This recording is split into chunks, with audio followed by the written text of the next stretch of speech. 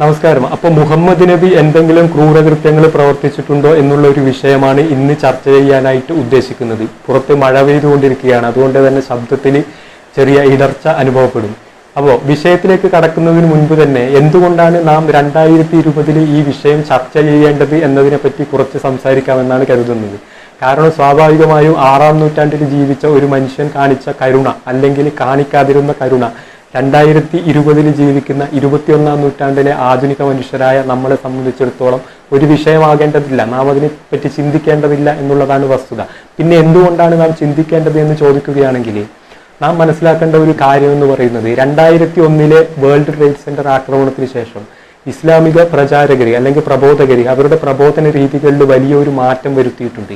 ആ മാറ്റം എന്ന് പറയുന്നത് മുൻപെങ്ങും കണ്ടിട്ടില്ലാത്ത വിധത്തിൽ ഇസ്ലാമിലെ കരുണ എന്ന് പറയുന്ന അല്ലെങ്കിൽ സമാധാനം, സാഹോദര്യം എന്നൊക്കെ പറയുന്ന ഘടകങ്ങളെ അവർ വല്ലാതെ വെള്ളപൂശി അവതരിപ്പിക്കാനായിട്ട് ശ്രമിക്കുന്നുണ്ട്.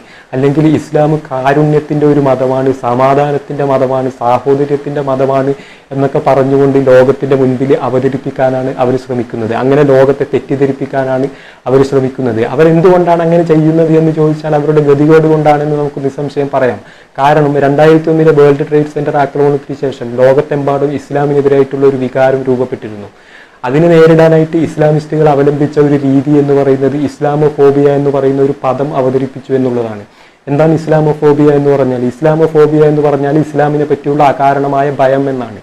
എന്നാൽ ഈ പദവുമായി മുന്നോട്ട് പോകുമ്പോൾ തന്നെ മറ്റൊരു ഭാഗത്ത് ഇസ്ലാമിസ്റ്റുകൾ എല്ലാ ദിവസവും തീവ്രവാദി ആക്രമണങ്ങൾ സംഘടിപ്പിക്കുകയും ബോംബ് സ്ഫോടനങ്ങൾ നടത്തുകയും കലാപങ്ങൾ നടത്തുകയും ഒക്കെ ചെയ്തുകൊണ്ട് ഞങ്ങളെ പറ്റിയുള്ളത് അകാരണമായ ഭയമല്ല, അത് കാരണസഹിതമുള്ള ഭയമാണ് എന്ന് തെളിയിച്ചു എന്നുള്ളതാണ് മറ്റൊരു വസ്തുത.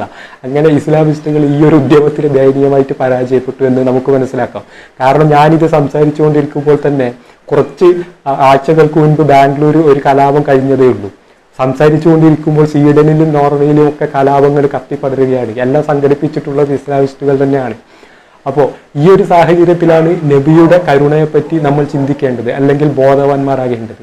അപ്പോൾ നബിയുടെ കരുണയെപ്പറ്റി ബോധവാന്മാരാകേണ്ടതിന് മുൻപ് ഒരു പ്രയോഗം എൻ്റെ മനസ്സിലേക്ക് ഓടി വരുന്നുണ്ട്. അത് മുഹമ്മദ് നബി കരുണയുടെ തിരുദൂതനാണ് എന്നുള്ള ഒരു പ്രയോഗമാണ്. ഇത് ഇസ്ലാമിസ്റ്റുകൾ തന്നെ പറഞ്ഞു കേട്ടിട്ടുള്ളതാണ്. മാനവരിൽ മഹോന്നതൻ എന്നും പറഞ്ഞു കേട്ടിട്ടുണ്ട്, അത് നിങ്ങളും കേട്ടിരിക്കാം. അപ്പോൾ ഈ രണ്ട് പ്രയോഗങ്ങളെ മനസ്സിൽ വെച്ചുകൊണ്ട് നാം മുഹമ്മദ് നബിയുടെ കരുണ, അല്ലെങ്കിൽ അദ്ദേഹം മറ്റ് വ്യക്തികളോടോ മറ്റ് ജീവികളോടോ ശത്രുക്കളോടോ ഒക്കെ കാണിച്ചിട്ടുള്ള കരുണ എങ്ങനെയായിരുന്നു എന്ന് ചിന്തിച്ചു നോക്കാമെന്നാണ് ഞാൻ കരുതുന്നത്. അപ്പോൾ മുഹമ്മദ് നബിയുടെ പ്രവർത്തനങ്ങളെപ്പറ്റി, അദ്ദേഹം എന്ത് പ്രവർത്തിച്ചു എന്നതിനെ പറ്റി മനസ്സിലാക്കണമെങ്കിൽ ഖുർആൻ വായിച്ചതുകൊണ്ട് കാര്യമില്ല. അത് ഖുർആനിലല്ല പറഞ്ഞിരിക്കുന്നത്, ഹദീസ് ഗ്രന്ഥങ്ങളിലാണ്, നബിചര്യ ഗ്രന്ഥങ്ങളിലാണ് പറഞ്ഞിരിക്കുന്നത്. ഹദീസ് ഗ്രന്ഥങ്ങൾ സ്വാഭാവികമായും ധാരാളം ഹദീസ് ഗ്രന്ഥങ്ങളുണ്ട്, ലക്ഷക്കണക്കിന് ഹദീസ് വാചകങ്ങളുണ്ട്. എല്ലാം ഒന്നും സ്വീകാര്യമല്ല എന്ന് പറഞ്ഞ് ഇസ്ലാമിക ലോകം തന്നെ തള്ളിക്കളയാറുണ്ട് പലപ്പോഴും. പക്ഷേ അതിൻ്റെ കാരണങ്ങളൊക്കെ വളരെ രസകരമാണ്, അത് മറ്റൊരു ദിവസം സംസാരിക്കാമെന്നാണ് കരുതുന്നത്.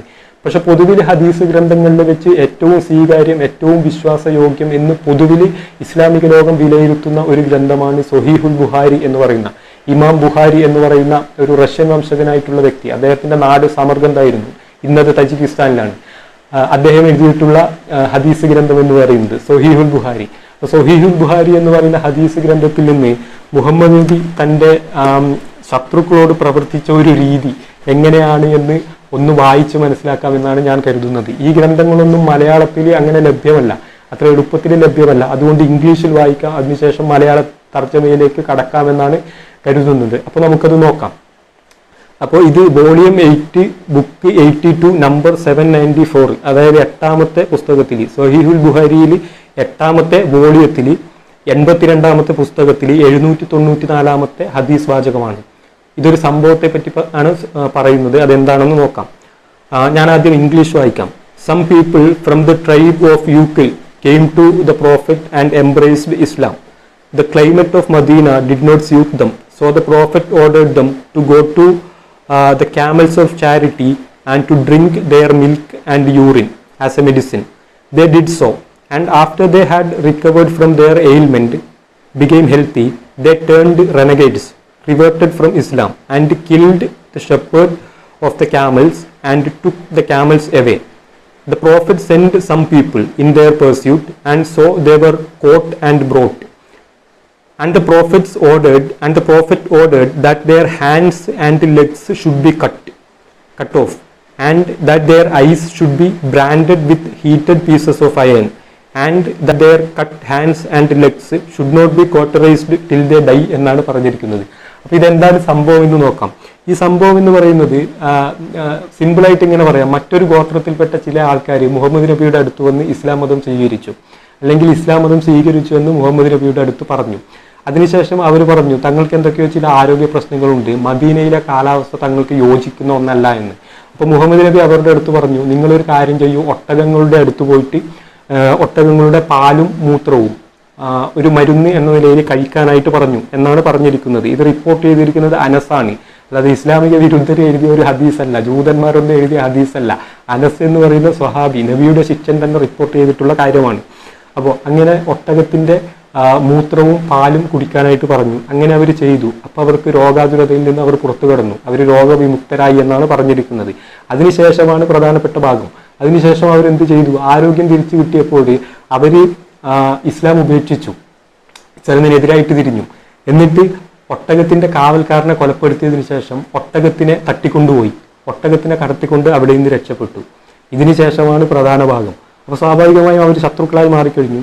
ഈ വിവരം മുഹമ്മദ് നബിയുടെ കാതിലെത്തി. ഉടൻ തന്നെ അദ്ദേഹം പറഞ്ഞത് എന്താണ്, അദ്ദേഹം ചില ശിഷ്യന്മാരെ, ചില സ്വഹാബികളെ പറഞ്ഞയച്ചു. എന്തിനാണ്? ഇവരെ കണ്ടെത്തി പിടിച്ചു കൊണ്ടുവരുന്നത്. അങ്ങനെ കൊണ്ടുവന്നു. So they were caught and brought, and the prophets ordered that their hands and leg should be cut off.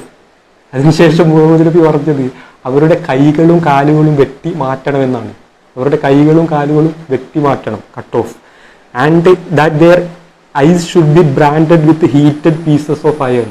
അവരുടെ കണ്ണുകൾ ഒരു പഴുപ്പിച്ച ഇരുമ്പ് കമ്പി ഉപയോഗിച്ചുകൊണ്ട് കുത്തി പൊട്ടിക്കാനായിട്ട് ഓർഡർ ഇട്ടു, ആജ്ഞാപിച്ചു. ആരാണ്? മുഹമ്മദ് നബി. അതിനുശേഷം സ്വാഭാവികമായി ഇത് നടക്കുന്നത് ഒരു മരുഭൂമിയിൽ വെച്ചാണ്, ആവണമല്ലോ. അവിടെ തന്നെ കിടന്ന് ചോര വാർന്ന് അവർ മരിച്ചു പോകട്ടെ എന്ന് പറഞ്ഞു. അങ്ങനെ ചെയ്തു എന്നാണ് പറഞ്ഞിരിക്കുന്നത്. കാരണം അവരുടെ മുറിവുകൾ ഒരു കാരണവശാലും വെച്ച് കെട്ടാനോ അല്ലെങ്കിൽ എന്തെങ്കിലും തരത്തിലുള്ള ചികിത്സ കൊടുക്കാനോ പാടില്ല. അവർ മരുഭൂമിയിൽ കിടന്നുകൊണ്ട് രക്തം വാർന്ന് മരിച്ചു പോകട്ടെ എന്ന് പറഞ്ഞു.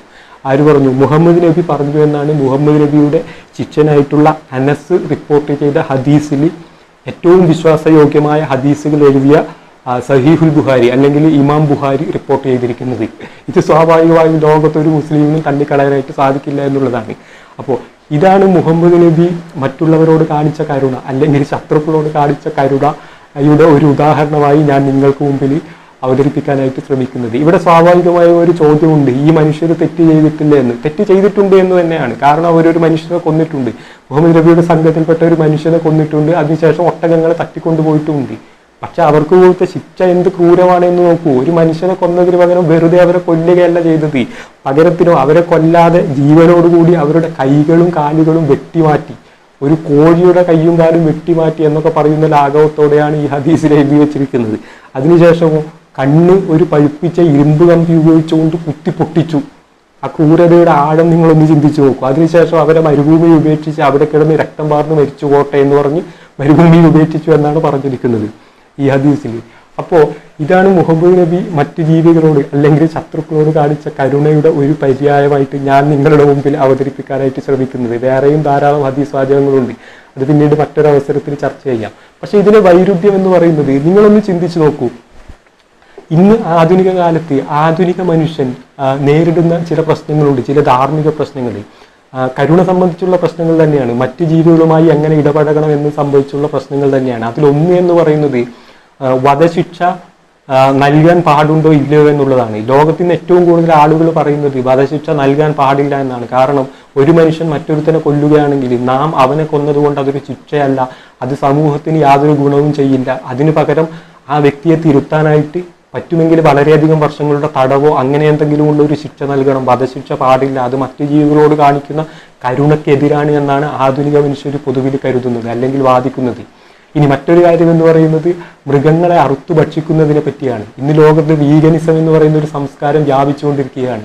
അവർ മൃഗങ്ങളെ അറുത്തു ഭക്ഷിക്കില്ല, മാംസം ഉപയോഗിക്കില്ല, തുകൽ ഉപയോഗിക്കില്ല. കാരണം അവർ പറയുന്നത് മൃഗങ്ങളെപ്പോലും കൊല്ലാൻ പാടില്ല, മൃഗങ്ങൾക്കും അവകാശമുണ്ട് എന്നാണ്. മൃഗങ്ങളോട് നാം കരുണ കാണിക്കേണ്ടതുണ്ട് എന്നാണ് ആധുനിക മനുഷ്യൻ പറയുന്നത്. അതുകൊണ്ട് മാംസം പോലും ഭക്ഷണത്തിൽ നിന്ന് ഉപേക്ഷിക്കുവാനായിട്ട് ശ്രമിച്ചു കൊണ്ടിരിക്കുകയാണ് അവർ ചെയ്യുന്നത്. ഇനി മറ്റൊരു വിഭാഗം മനുഷ്യരുണ്ട്, എന്നെ പോലെയുള്ളവർ. എന്നെ സംബന്ധിച്ചിടത്തോളം മാംസഭക്ഷണം പൂർണ്ണമായി ഉപേക്ഷിക്കുവാനായിട്ട് സാധിക്കില്ല. കാരണം വിറ്റാമിൻ B12 ഡെഫിഷ്യൻസി പിടിപെടുന്നു എന്നുള്ളത് കൊണ്ടാണ്. ഞങ്ങൾ എന്താണ് ആഗ്രഹിക്കുന്നത്? ഞങ്ങൾ കൃത്രിമമായ രീതിയിൽ മാംസം നിർമ്മിച്ചുകൊണ്ട് IVF മീറ്റ് പോലെയുള്ള മാംസോൽപാദന രീതികളിലൂടെ മാംസം ഉപയോഗിച്ചുകൊണ്ട് അറവ് ഒഴിവാക്കണം. അഥവാ അറവ് എന്ന് പറയുന്നത് മനുഷ്യന്റെ കരുണ എന്ന് പറയുന്ന ആശയത്തിനെതിരാണ്, അത് ക്രൂരമാണ് എന്നാണ് ആധുനിക മനുഷ്യന്മാർ പൊതുവിൽ ചിന്തിച്ചുകൊണ്ടിരിക്കുന്നത്. അങ്ങനെയുള്ള ആധുനിക മനുഷ്യന്മാരുടെ അടുത്ത് വന്നിട്ടാണ് ഇസ്ലാമിസ്റ്റുകൾ പറയുന്നത്, നിങ്ങൾ ഈ കാണിക്കുന്ന കരുണയൊന്നുമല്ല യഥാർത്ഥ കരുണ. യഥാർത്ഥ കരുണ എന്ന് പറയുന്നത് മുഹമ്മദ് നബി കാണിച്ച കരുണയാണ്. മുഹമ്മദ് നബിയുടെ ചര്യകൾ പിൻപറ്റിക്കൊണ്ട് നിങ്ങൾ മുസ്ലിങ്ങളാവണമെന്ന്. അപ്പോൾ നമ്മൾ അന്വേഷിച്ചു പോവുകയാണ് മുഹമ്മദ് നബി കാണിച്ച കരുണ എന്താണ് എന്ന്. അപ്പോഴാണ് ഈ ഉത്തരം നമുക്ക് ലഭിക്കുന്നത്. ഇതാണ് മുഹമ്മദ് നബി കാണിച്ച കരുണ. ഒരൊട്ടകത്തിനെ തട്ടിക്കൊണ്ടുപോയി അതിൻ്റെ കാവൽക്കാരനെ കൊന്ന ആൾക്കാരെ മരുഭൂമിയിൽ കൊണ്ടുവരുന്നു, കൈകാലുകൾ വെട്ടി മാറ്റുന്നു, കണ്ണ് കുത്തി പൊട്ടിക്കുന്നു, എന്നിട്ട് മരുഭൂമിയിൽ ഉപേക്ഷിച്ച് രക്തം വാർന്ന് മരിക്കാൻ വേണ്ടി പറയുന്നു. ഇതാണ് മുഹമ്മദ് നബി കാണിച്ച കരുണ എന്ന് പറയുന്നത്. എന്തൊരു വൈരുദ്ധ്യമാണ്, എന്തൊരു പരിഹാസ്യമാണ് എന്ന് നിങ്ങൾ തന്നെ ചിന്തിച്ചു നോക്കൂ. എനിക്ക് ആധുനിക മനുഷ്യ സമൂഹത്തിന്റെ ഒരു പ്രതിനിധി എന്ന നിലയിൽ എനിക്ക് ഇസ്ലാമിസ്റ്റുകളോട് പറയാനുള്ളത്, ഇതൊക്കെയാണ് നിങ്ങളുടെ കരുണയുടെ മാതൃകകളെങ്കിൽ, ഇങ്ങനെയൊക്കെയാണ് നിങ്ങളുടെ കരുണ പ്രവർത്തിക്കുന്നതെങ്കിൽ ദയവായി നിങ്ങളുടെ കരുണ കൊണ്ട് ഞങ്ങളെ വീർപ്പ് മുട്ടിക്കരുത് എന്നാണ്. ദയവായി നിങ്ങളുടെ കരുണ കൊണ്ട് ഞങ്ങളെ വീർപ്പ് മുട്ടിക്കരുത്. കുറച്ച് കരുണ കുറച്ച് കാണിക്കാൻ സാധിക്കുമോ എന്നാണ് എനിക്ക് ഇസ്ലാമിസ്റ്റുകളോട് ചോദിക്കാറുള്ളത്. അപ്പോൾ നാളെ മറ്റൊരു വിഷയവുമായി കാണാം. ബൈ.